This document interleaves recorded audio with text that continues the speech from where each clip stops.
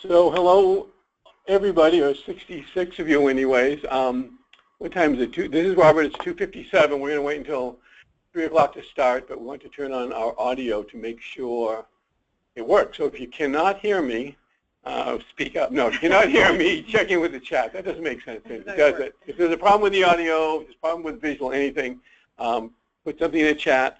We're going to wait on general questions until the end of the slideshow, the end of the presentation. But if you're having any technical problem, type it into the chat. That's kind of like the bumper sticker, illiterate, write for help.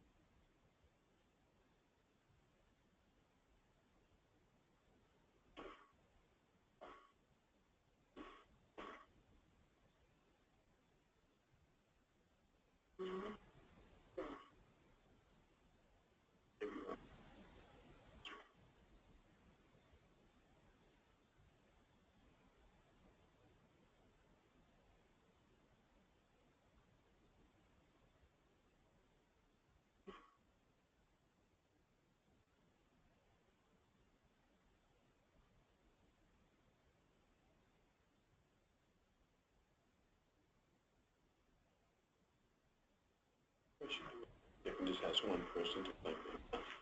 So we're going to start in a minute. I saw that Donna DiDomenico and Lindell Hartman were on. If one of you two or both of you can just enter in the chat if you hear me, and then I know that I'm not speaking to the void. Oh, this is Tracy and Juanita. Everyone can hear. Thank you. Oh, nice. Sweet, thank you. Yeah.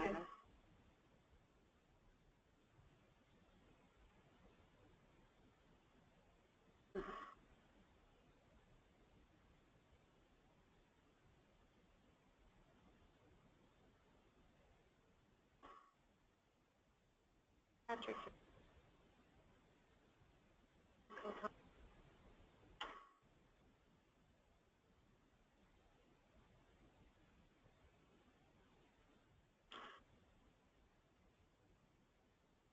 So we'll start now. It's just right at 3. I'm just going to do a short introduction. Thank you, everybody, for joining us. This is Robert Costello, and what we are doing today is a webinar on the new forms associated with the job development contract. Here in Salem, we have Callie Roche with us, Christine Stone from DHS Communications, and Molly Jobert, who is here to correct me when I'm wrong. That's right. Because Molly was on the original work group that developed the model for the contract, and was also on the work group that revised the forms. We spent so many months doing this, I think we've mainly forgotten what we did during all that time. So It'll come back. Hopefully it'll come back. A couple housekeeping things. An apology that the go-to format is not great for requesting accommodations, and we did not think about ASL, so this is not captioned. We will make attempts to have the next one captioned, and the next one is next Tuesday, next week. We'll have that one captioned. So I apologize on that. I'm going to ask folks to save questions, post your questions at the end. If there's a technical difficulty, like a problem with me not speaking up enough, let us know that. But questions on the content we're going to hold until the end. This PowerPoint, we will post it. It's going to be recorded. It will also be captioned, and it'll be posted on our website following this. So let's go to the first slide, which is the next one, the next slide. So What we're doing today, this is a training on the modification to the 12 forms associated with the 12 of the forms associated with the job placement contract. These are the same forms that we had in the original contract. There are no new forms added, no taken away. There also has not been any change to the process of the job development contract, of how and when you use the forms, of which ones have payments associated. A lot of it is just shortening the forms and listening to what you wanted. Form templates have been sent to you for you to refer to during this website, during this webinar.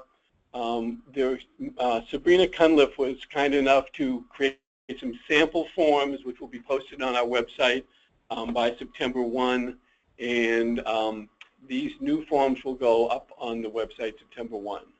Next. Why? The main reason is that people were very unhappy with the old forms. When we were developing the old contract, we really came to a crunch time at the end with making developing the forms with it. They were put through too quickly without enough vetting. We got that message loud and clear. I apologize for the delay. It's now been close to a full year since the contract's been out, but we did a lot of work, hopefully getting them right.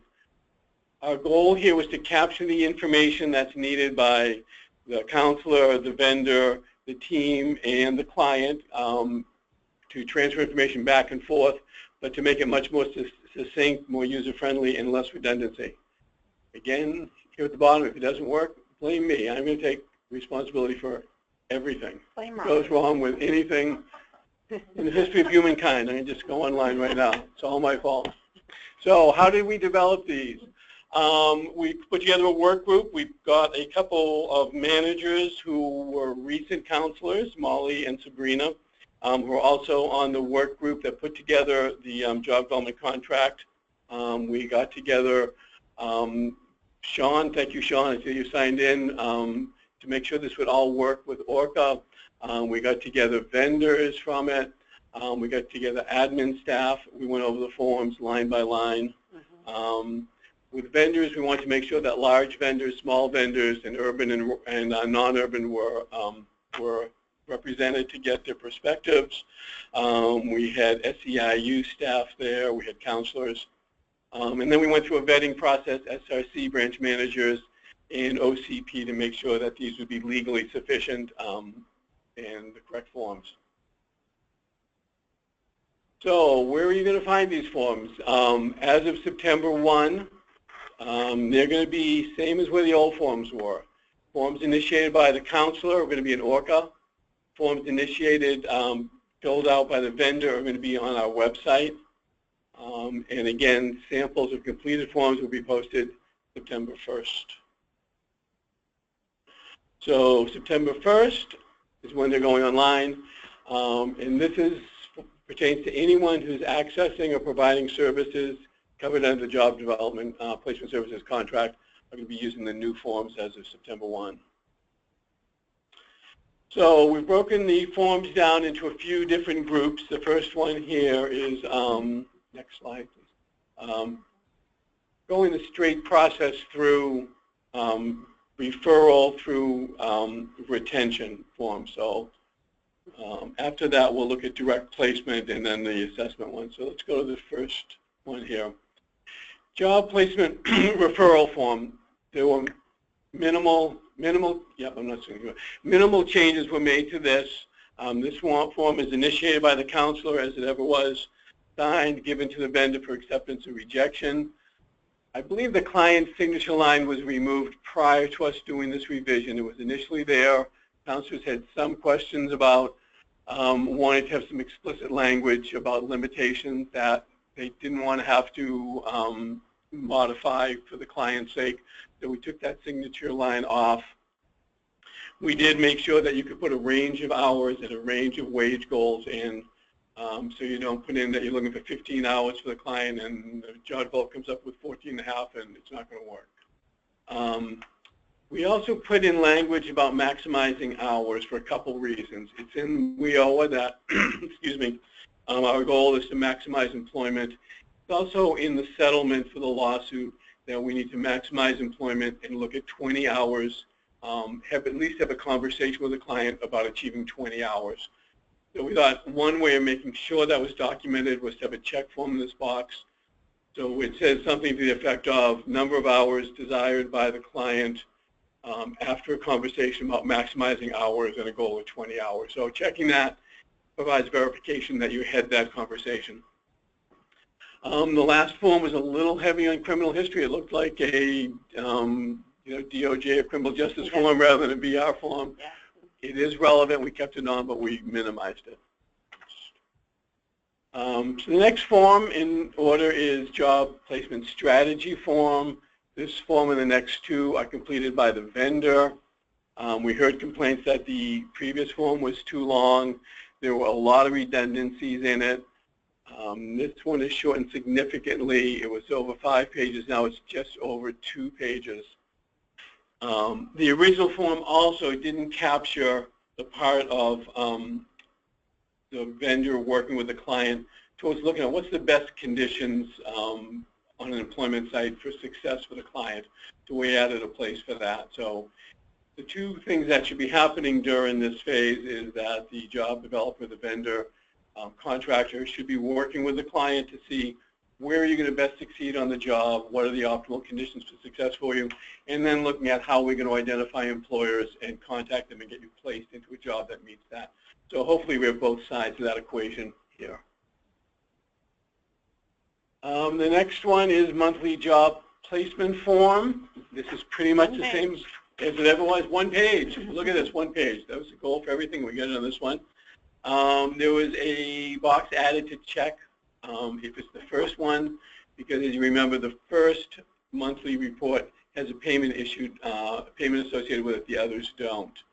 Office of Contracts and Procurement, for tracking purposes, wanted us to put AFP and contract numbers on these forms, so they're on the top of most of the forms. The next one is the job placement, job retention verification form. Minimal changes have been made to this form. We did change the language to on job stabilization to match what's in the policy transmittals, and it's also specified out the different components of job stabilization because we were having it was a change for staff to know all the components of job stabilization. So this one here, you check out that the components are met, job stabilization. So those are the forms going for a normal placement through referral to retention. We have another special situation of direct placement.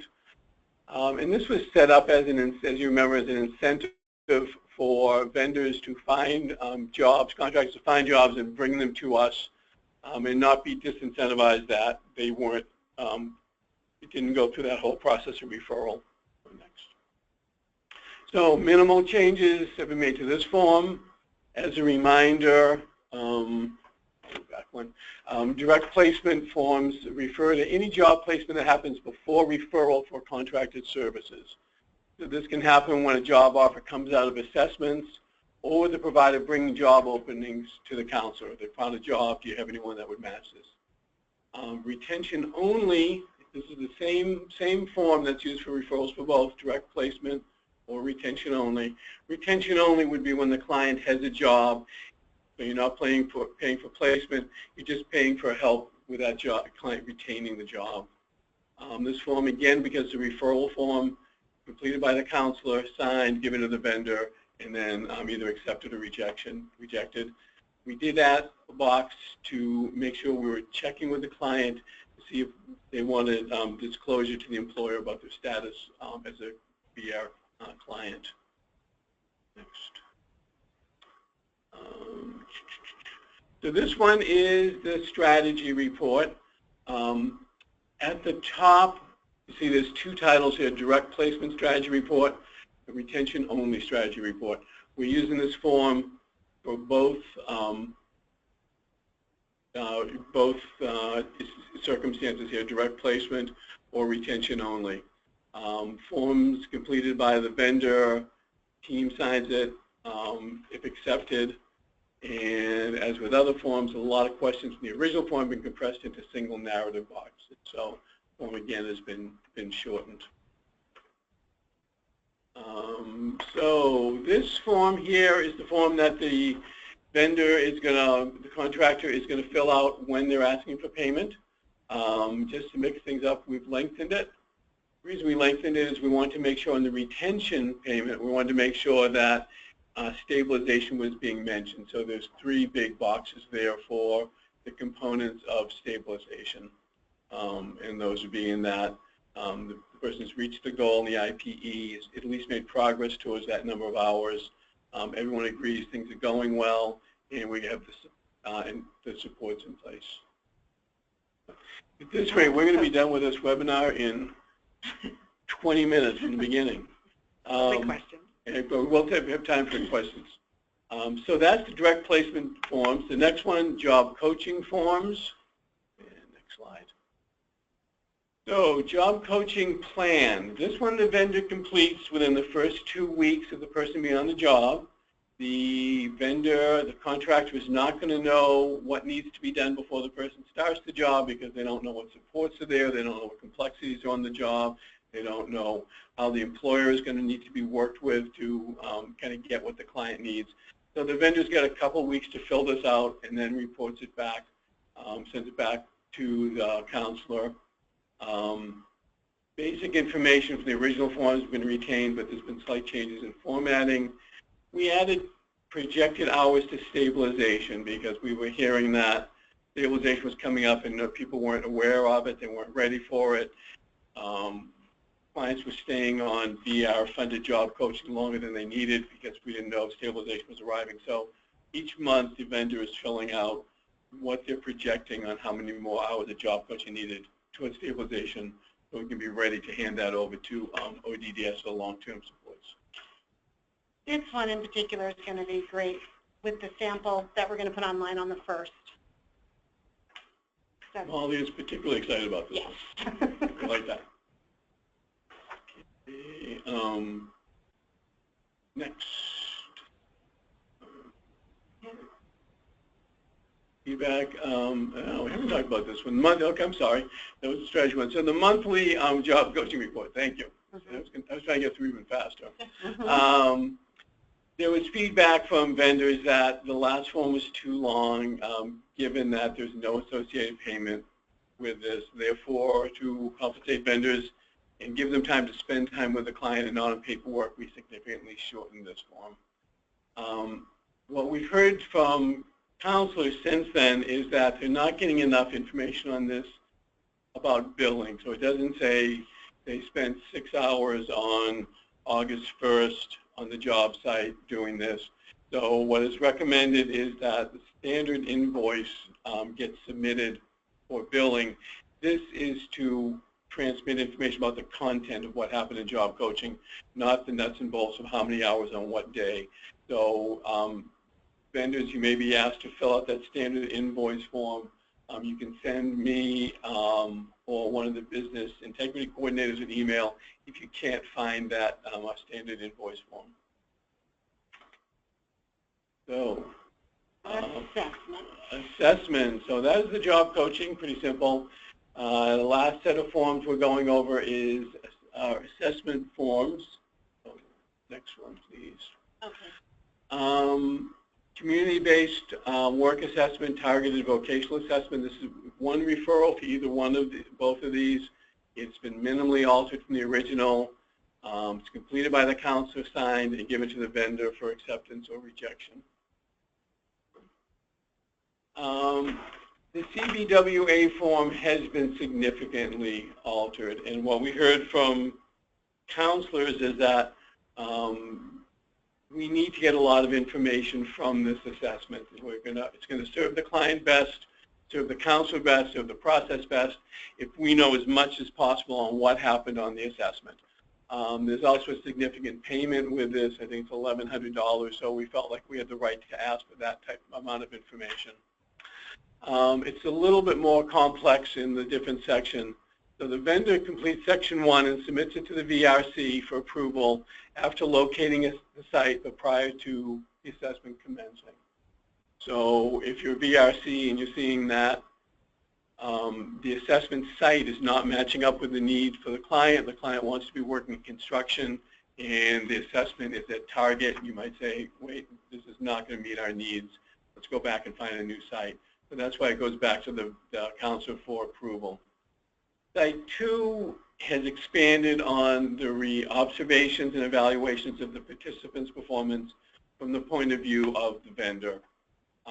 This is the crucial part that we need from our contractors, is to be out there seeing what the person does well, seeing where they might need some help, finding out what type of placements might be best for them based on this. So this has been expanded. Under each category, there's a narrative box, and an explanation is needed in each area on page 2 and 3, even if brief.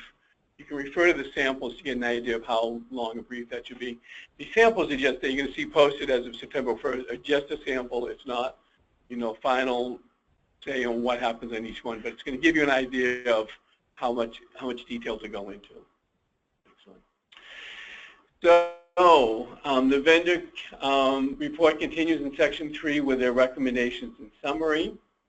We have sections 4 and 5, and it should be noted that payment to the vendor is not contingent on these forms being completed. This is kind of outside of your purview, outside of what you have control over. The employer's perspective on section 4 is very valuable. If the employer is on board, you can give the form to the employer and ask them to fill it out. If you don't want to bother them more, you can have your form with a clipboard as a vendor and just ask the employer, or in conversation with the employer over the course of the assessment, you can fill that out, reporting what the employer said. We're not asking that the employer put that down, but we do want to get that feedback as much as we can. Section 5 is filled out by the participant, and there was a suggestion made to give this to the participant prior to going to the CBWA, so that at the end of it they don't say, oh, I wish I had thought of that, so I've been paying attention to that while I was on the assessment. So hopefully they're going to look this over, know what to be thinking about on the assessment, and then at the end of the assessment, either they can fill it out with someone else's help, or they can bring it back and fill it out with the help of the counselor. So 4 and 5 are things that we definitely want. We want that information. If we don't get one of them, we're not going to withhold the payment to the vendor. Next one. Targeted vocational assessment, TVA, has been modified to get a balance between getting the information we need and making sure this form is brief. Partially from feedback from vendors that there's a low payment associated with this, and they want to be doing the work on the site rather than on the form. So there's hopefully a balance struck on that. Again, the vendor completes section 1, submits it to the VRC for approval, making sure the site's okay, and then reports the observations on section 2, and final recommendations in section 3. And this is, remember, is the short one, 8 hours, $300 for this one. Next. So that is the end in 22 minutes of a 1-hour webinar of the forms. There were a couple issues that have come up over and over again in the first, when did this start, October 1 or September 1? October 1 we started the contract, so it's been going 11 months now. There's been a couple issues that have come up over and over again that there's a request made. I just stick in 2 quick slides at the end to make sure this information gets out to everybody. So job placement in the contract is defined as competitive integrated employment that aligns with the participants' agreed upon vocational goals and the hour the participant requests to work as documented in the accepted referral form and the job strategy report. It restricts payment for placement until those conditions are met. So the person wants to work 20 hours a week. The job developer is working their butt off to get it because it's a challenging placement. They get a job for 10 hours a week. We wouldn't make a payment until the other 10 hours are met. There's some scenarios on page 53, Appendix E of the Job Placement Service Contract that talks about different things that can be done there. after the client is working that 10 hours a week, they might say, you know, I thought 20 hours a week was good, but this is really stressing me out. I think 10 hours is all I want. In that case, go back and modify the this job strategy report. The council would modify the plan, and if the client is saying that's all I want, we could make the payment there. The other thing that could be done is that the job developer could say, well, you know, I've got a 10-hour-a-week job, and I've got 20-hour-a-week clients I'm looking forward for, and I've got a 10-hour-a-week client I'm looking forward for.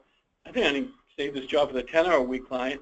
It fits perfect, and that's what they want, and also I get my payment. So that would be another option they could go. Those scenarios are listed on page 53. Talk to your manager. Send one of us an email if you have questions about it.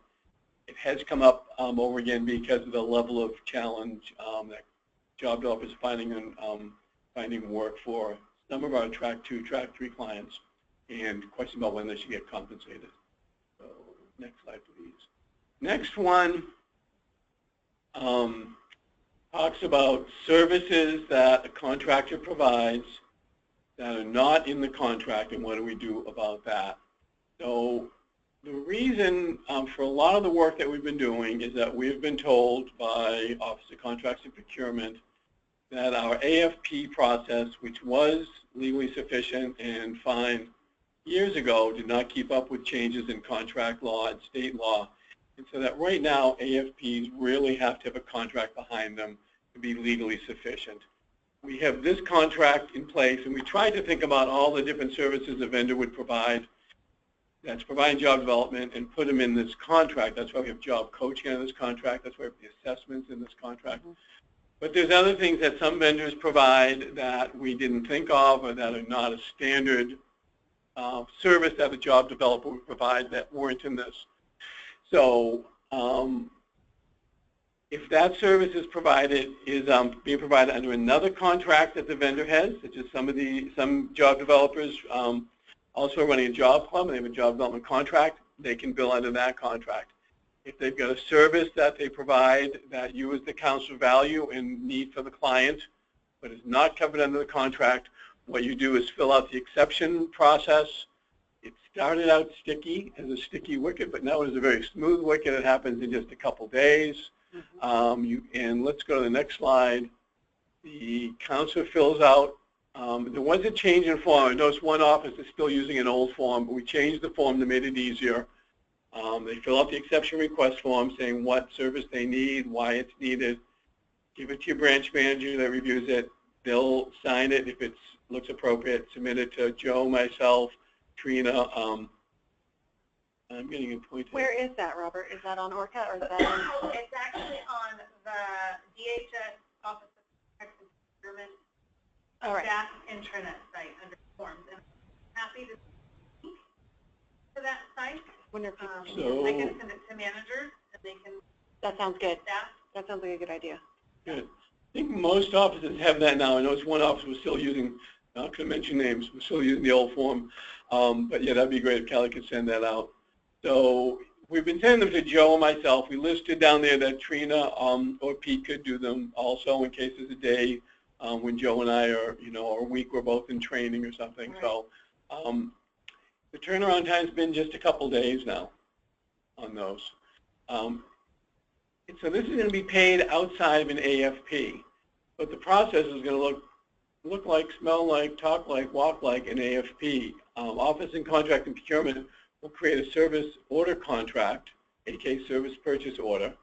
They send that to the vendor, the VR branch, and they keep a copy. So it's functioning just like getting routed, just like the way an AFP gets routed. The vendor invoices the branch and submits that SPO with it. The branch matches it up just like they would with an AFP. But in this case, instead of trying to pay it themselves because it's not an AFP, they're going to send it to Biz Help, and one of the business integrity coordinators is going to pay it. So I know offices were having a lot of difficulty in how to do this because we're so used to paying it for everything through AFPs. This is an exception.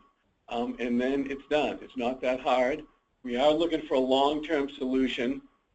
Our idea of short-term solution in HSB looks like to the field to really not be such a short-term solution. It turned into a bigger project, Kelly's saying. What we really have to do is to get every service that we provide as counselors under a contract.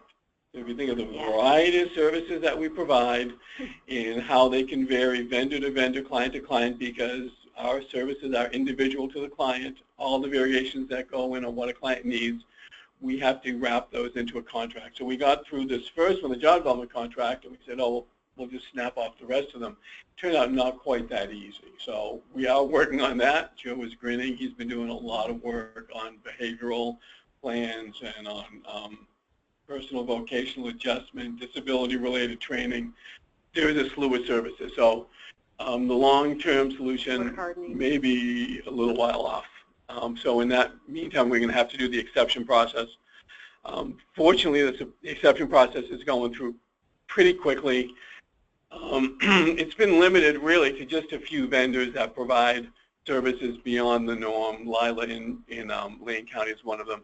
And we're going to look at getting out a special contract for target those providers that are using 90% of these exception processes, make some of those go away. So it should be even easier within a period of a few months.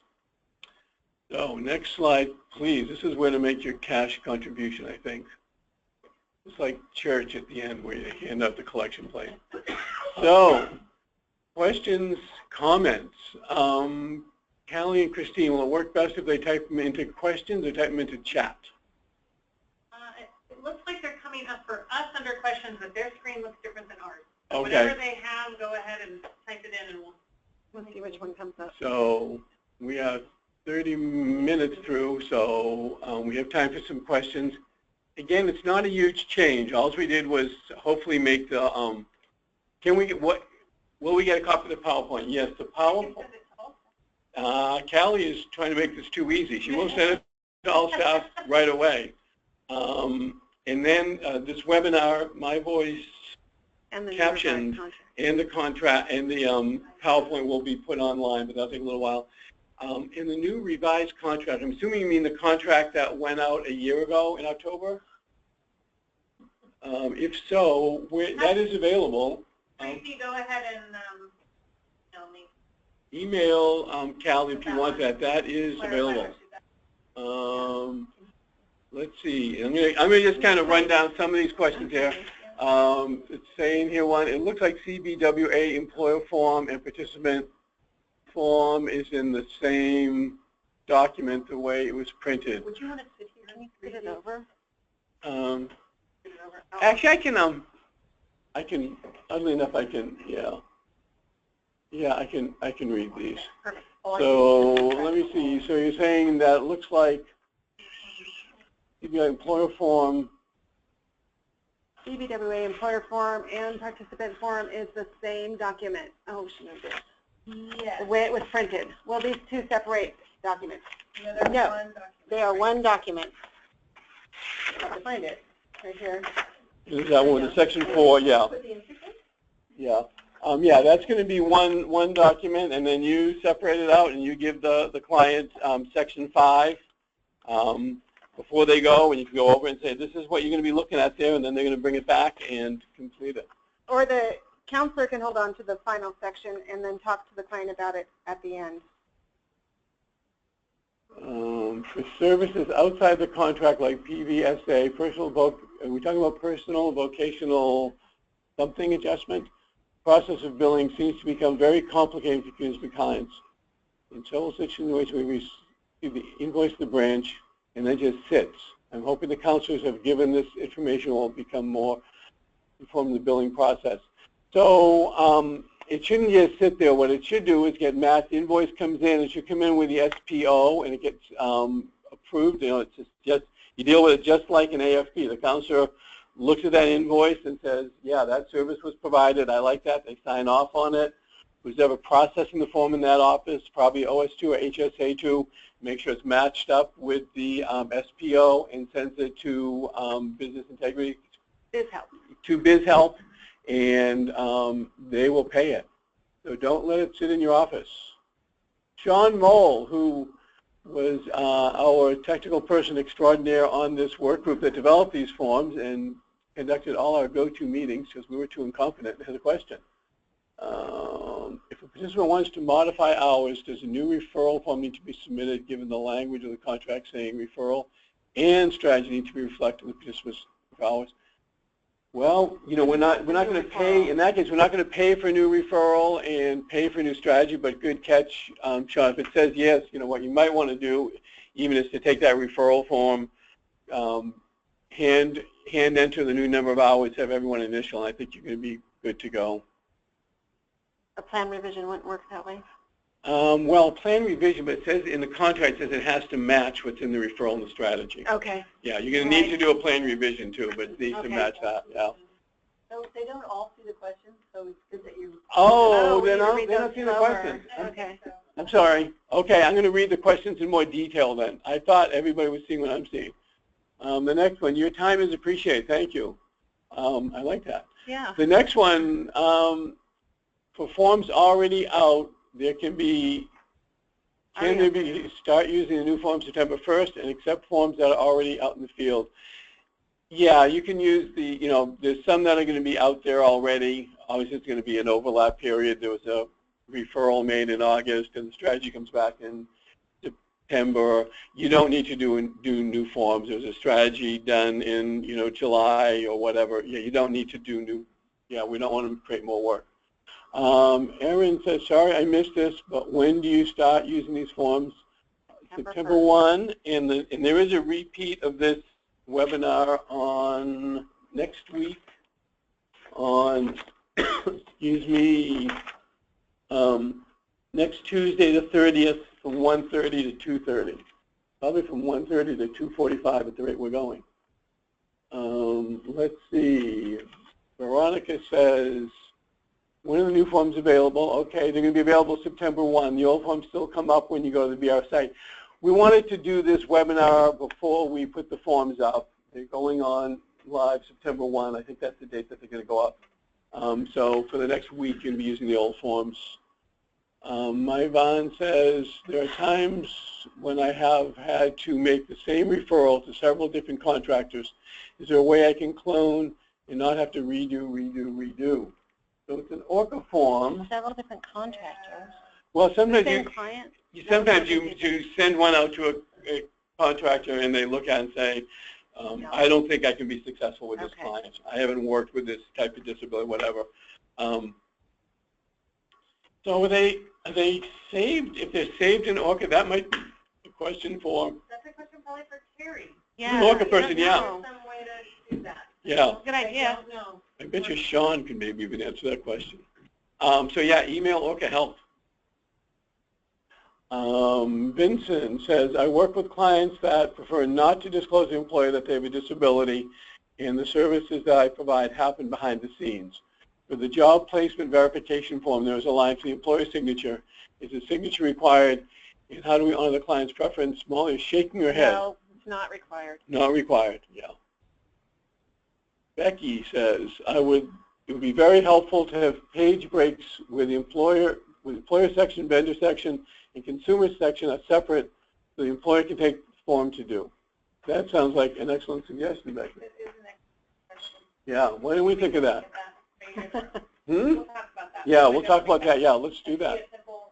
Right. Yeah, you should have been on the work group, Becky. Where were you? Darla says, when we enter a client into employment screen, we need to document specific benefits. However, this is not on the job placement retention form, so job developers are not aware of which benefits they need to ask about. Could this be added to the form? That's another good question. So we should write some of these down. Is there a place for that in the referral? No, so this is when they're, so if I'm understanding Darla right, I haven't entered a client into employment in a while. What she's saying is that we have to check that benefits are provided. I think we probably should do that. We just get these done in the NOR kitchen. I'm going to do page breaks on the job coaching one and benefits info on placement retention. We should probably do that. I think we've got time that we could do that before it goes on there, right? Just need to have one narrative box saying, yeah. Okay. Yeah, good one, Darla. Thanks, Darla. Donna Luckett says, we do CBWA for other clients, not DDIDD. Can we just indicate NA for things like stabilization does not? Yes, you can. We tried to, you know, there's been so much focus on DDIDD with all the stuff going on. We tried to be mindful about saying these forms are for all clients. We did have to put on the stuff that's there for DDIDD clients, but yeah, if it's NA, put on NA. And there, you know, there might be, I think, on some of the assessment forms for some of those category areas, it may not be relevant. If you have somebody just with a physical disability, there's not a question about behavior or anything. You just put down NA on those. Good point, Donna. Miho says, could the employer's signature line be left blank on direct placement of client? Yes, we do. Yeah, I said yes on that one already. Kim says, will the forms have word form fields where we type information? Form fields are not user-friendly and spell check doesn't work in them. This is beyond my technical knowledge.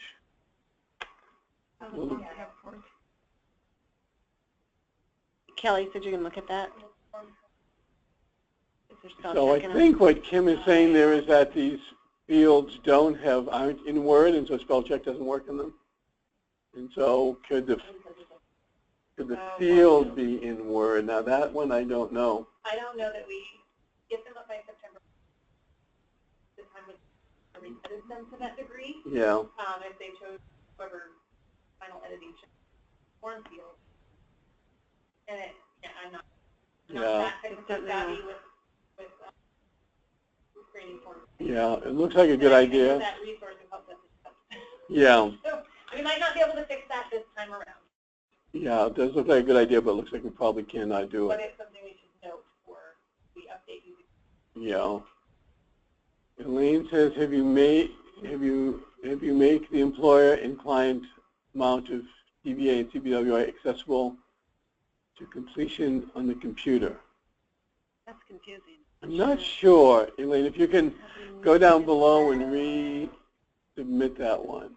Yeah, the question's not very clear. Oh, here we go down here. Look at the CBA employer form and participant form. It's the same document. No, that's a different one. I think it relates to typing. Let's see. Leave that one up if you can. Okay. Oh, so can we complete them on the? Oh, can we leave this? They can be completed on a computer. So this is one. So this is one. Yeah. So this is well. This is on. It's not on the referral. It's on the other one. It's on the report form.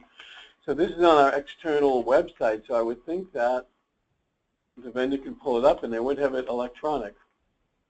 I think we're trying to get all of them electronic, all of them fillable. Well, yeah, they should all be fillable. Yeah. Right.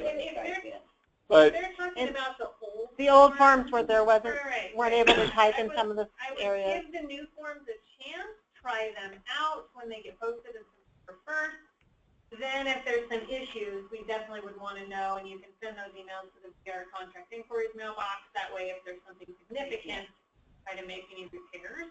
But if we're discussing old forms, remember, the new forms have been updated and re-edited. Right. So they are filled, but I think what Elaine's asking here is sections 4 and sections 5 on the assessment report form where we're saying to the vendor, go take this to the employer and have them fill it out. Give this to the client, have them fill it out. Oh, I see. So the job developer will open that up, and they have it, so they could fill it out. Yeah, they could fill it out electronically with the client, with the employer, or the VRC. Yeah, or the VRC. Yeah, the VRC could fill that out with the client in their office. My Van, can these forms be added to the form server as well to allow counselors to save them and complete later, and also edit old forms to new vendors? You don't know? Does anyone here know about the form server? No one here knows. Good idea, though. We've lost our technological knowledge, and it I'm a little low on technical knowledge. Yes, go a little low. I'm sorry, my van. Are these on the publication form? They're going to be on. Oh, so that's what you asked my van. If these are going to be on DHS forms, so they won't be on We can ask Francine. She knows a lot about forms. We can ask Francine. Well, the person with the answer to all these questions is out of the room. It's always a different person with out of the room. Francine, this is Francine's question. We'll put this to Francine. So I'm going to take a note here. Francine, forms. I'm kind of like you want them on DHS forms is what I'm assuming.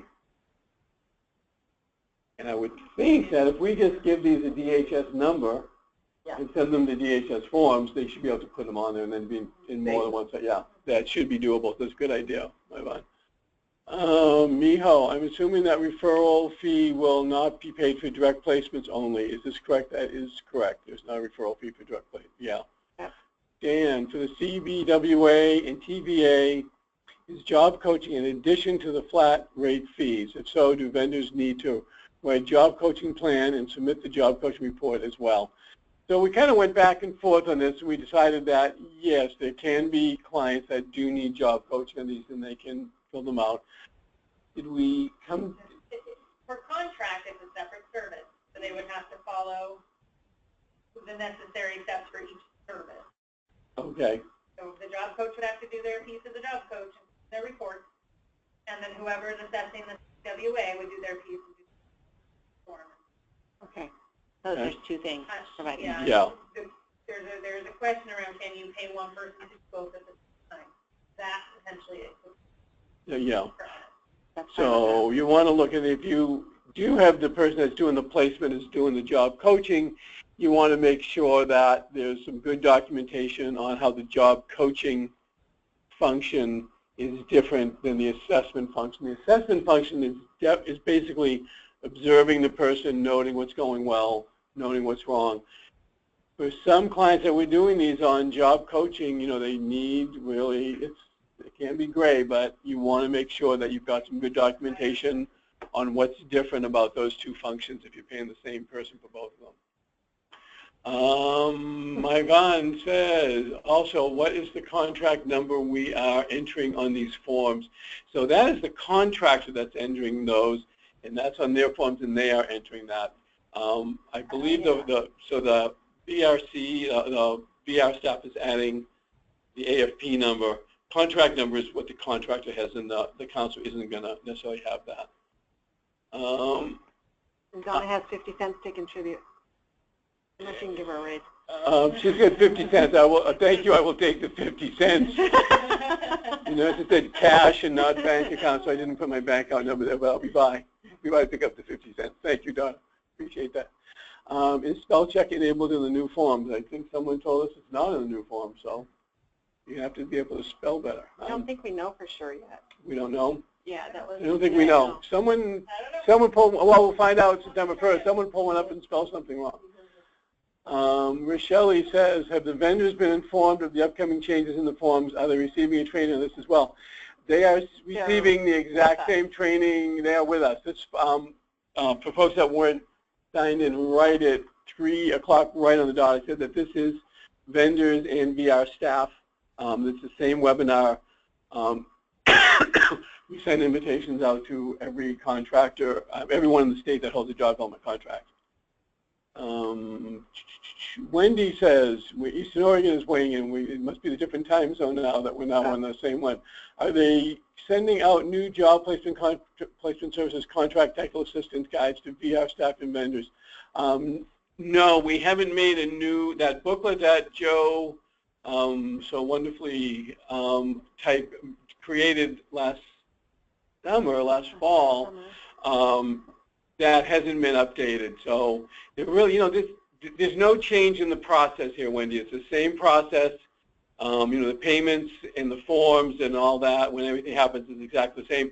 It's just the formatting of the forms and some of the content of the forms are different. And Wendy, there's going to be some sample forms on that you can look at that'll come out, where they're filled out, so you can understand what they want in the different squares. And I don't think those forms were in that technical assistance guide. They were not. So They were not. They didn't come. Yeah. So you got an email with the new forms with something that says draft on them. You can print those out and stick them in the back of that book if you want. The new forms are going to be online as of September 1, and on our website there'll also be examples of most of these forms completed. So some of the really simple ones, they're not going to be completed, but we should have copies of most of the forms. Let's see, we are, Miho, there's a box for requestment for additional placement payment on the job placement retention verification form, in addition to request for second placement request.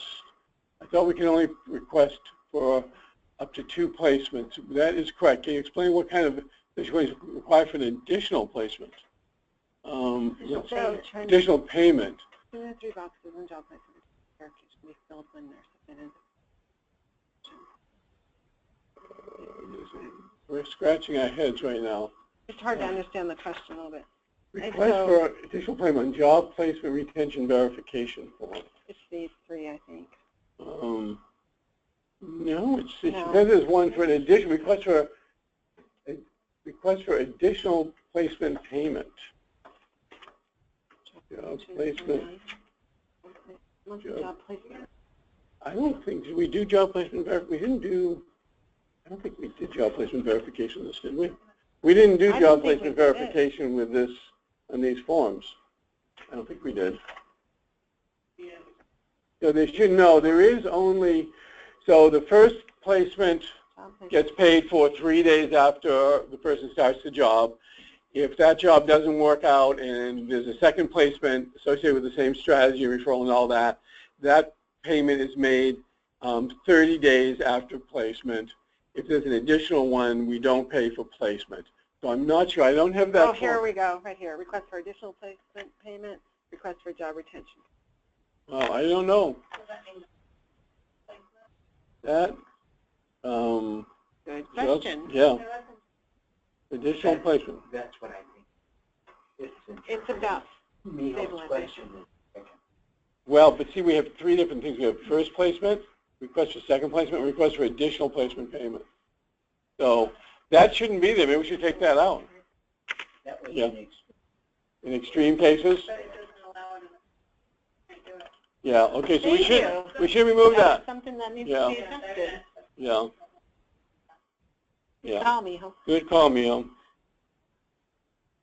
So this is one that we got to do. Remove additional placement. Good call. Can you scroll down on the 8 questions? Oh, yes. Now we're at Melissa Miller. What happens when a provider meets the hours goal and gets a placement, but when the first 90 days wants additional hours, is the placement retention held? So I'm assuming what happens when a provider meets the hours and goals placement, but within the first 90 days. So I'm assuming you mean within the first 90 days the client wants more hours. So on that strategy, everyone's signing on the referral, and then on the strategy, everyone's signing off. This is what I want. I want 18 hours. So VR is signing off on that, and we're saying, okay, we're going to pay you. We're asking for 18 hours. We're going to pay for 18 hours.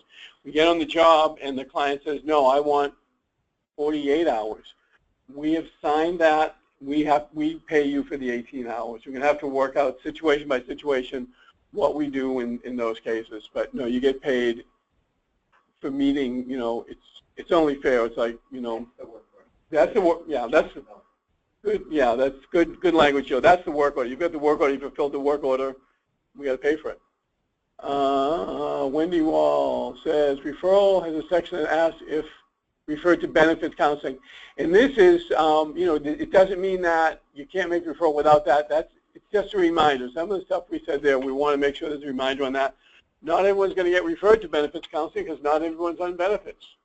But we wanted to make a reminder. A lot of the folks that we're referring for job placement services are on benefits, and we just wanted some reminders there because I, as a counselor, had the situation where it went all the way through. The person going to start the job the next day and said the classic statement, no, wait, I can't start that job. I'll lose my benefits. So this is just a second, you know, just additional reminder.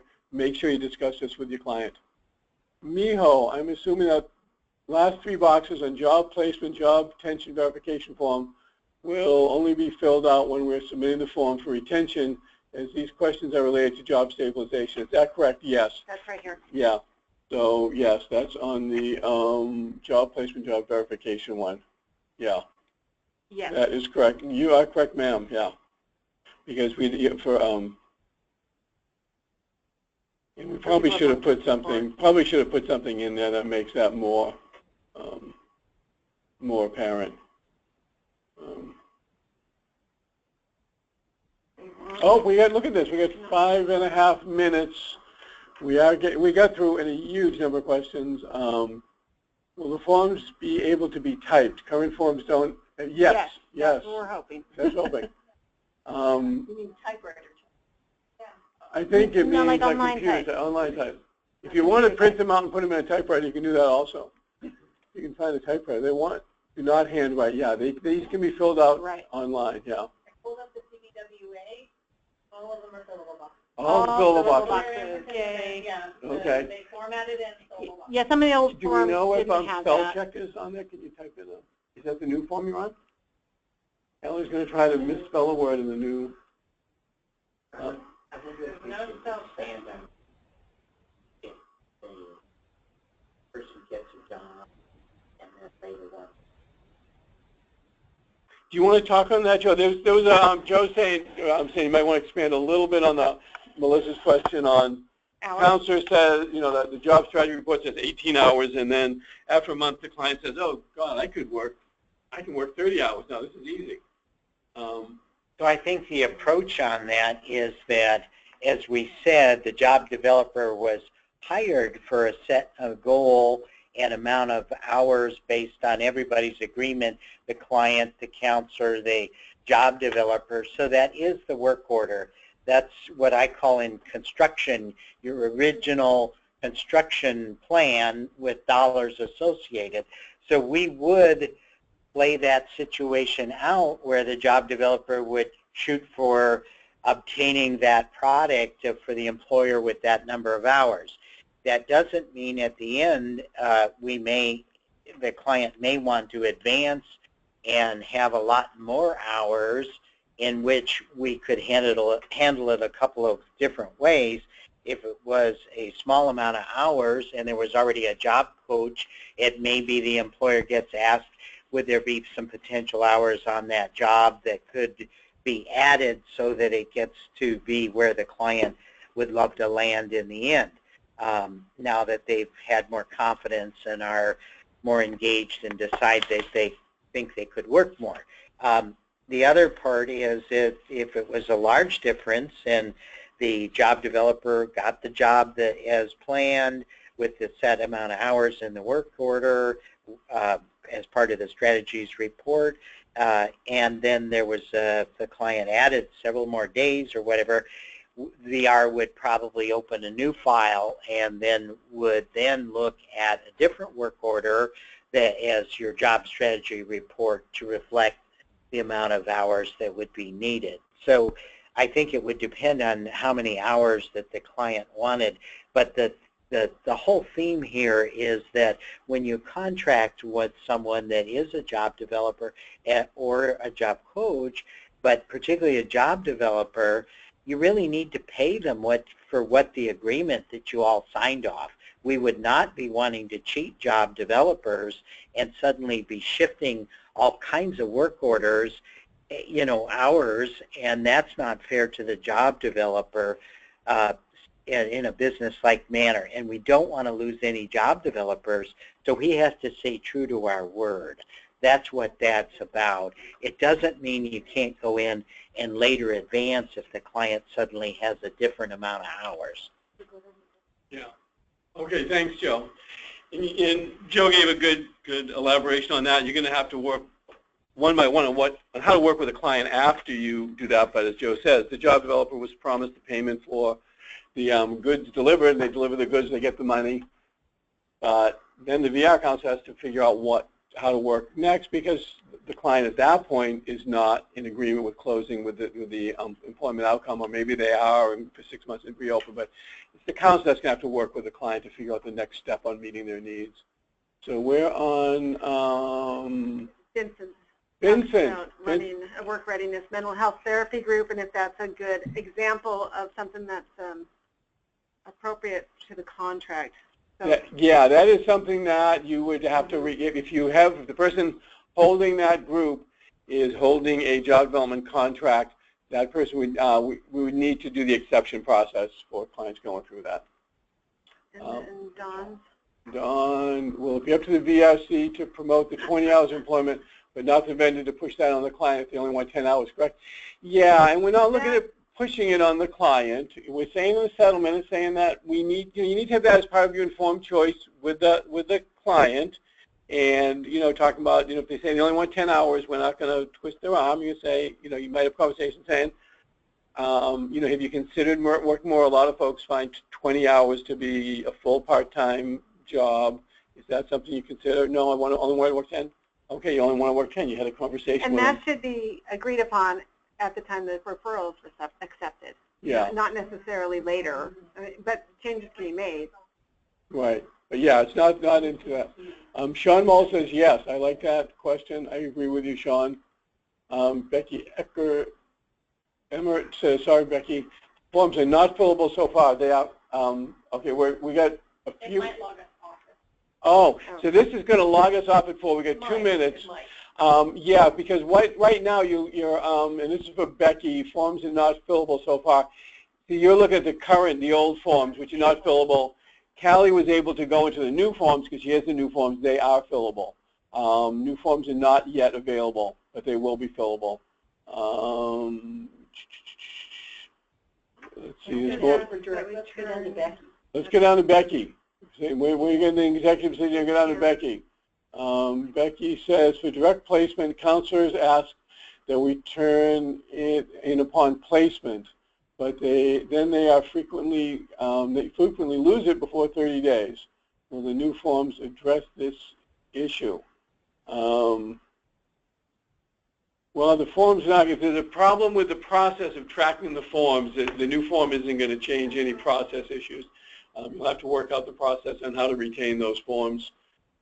You need to turn it in at placement because the council has to start tracking that's 30 days. You might want to, as your vendor, save. It's like anything we turn in anywhere, save a copy because the person you're giving it to is going to lose it. Okay, I'm being told. Someone here is saying this is the end. So if you loved it so much, next Tuesday you come on back. Then you can pull it up on the website when we have it there. Thank you, everybody, for participating. I think we had a lot of time for questions, which was great. Again, there's no change in the process. It's just a change in what's on those forms. You can use them the same way you use the old forms. And thanks, everyone, for participating. Follow-up questions? Follow-up questions, always send everything to Callie. No, you can send anything to VR.contractinquiries. VR.contractinquiries. You can also ask Joe or myself questions about the forms. We are happy to help. Happy. We're just happy in general. Yes. Thank you, everybody.